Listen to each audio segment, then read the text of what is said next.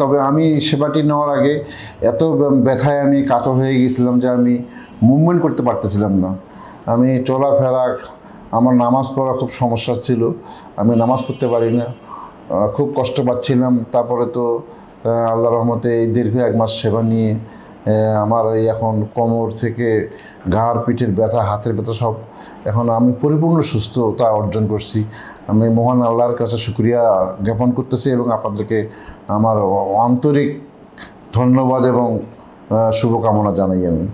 প্রিয় দর্শক, আসসালামু আলাইকুম। দর্শক, আজকে আমাদের সাথে একজন পেশেন্ট আছে যিনি কিনা আগারগাঁ থেকে এসেছেন আমাদের সেন্টারে রিভিউ দেওয়ার জন্য। দর্শক, আমি পেশেন্টের কাছ থেকেই শোনার চেষ্টা করব তার কি সমস্যা নিয়ে বাসায় সার্ভিসটা নিয়েছিল এবং কেনই বা আজকে আমাদের সেন্টারে এসে উপস্থিত হয়েছেন। আসসালামু আলাইকুম আঙ্কেল। ওয়ালাইকুম আসসালাম। আঙ্কেল, কেমন আছেন আপনি? আলহামদুলিল্লাহ। আঙ্কেল, কি সমস্যার জন্য আমাদেরকে ফোন করেছিলেন প্রথমের দিকে?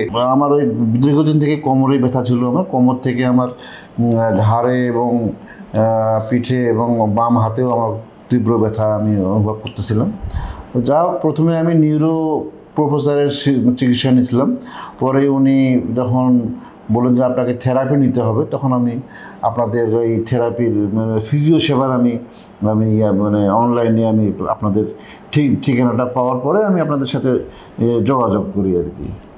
এরপরে এই সেবাটা নিয়ে আমি বাসায় দীর্ঘ 1 মাস সেবা নিয়ে আল্লাহর রহমতে আমি এখন পরিপূর্ণ সুস্থ।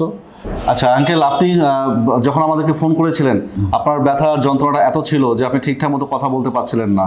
তো আশেপাশে তো আপনার অনেক সেন্টার, অনেক হাসপাতাল ছিল, আপনি সেখানে না গিয়ে ফিজিও সেবাতে কেন ফোন দিয়েছিলেন এবং ফিজিও সেবাতে কী ধরনের আপনি সার্ভিসটা পেলেন? ফিজিও সেবার নাম আমি এর আগেও শুনেছি, তবে ফিজিও সেবার আপনাদের সাথে কথা বলার পরে আমার খুবই আমি আশ্বস্ত হই যে না, আমি মনে মনেও আমি সিদ্ধান্ত নিলাম যে এখানেই আমি সেবাটা নিলে হয়তো আমি সুস্থ হয়ে যাব আর কি। ইতিপূর্বেও আমি এটা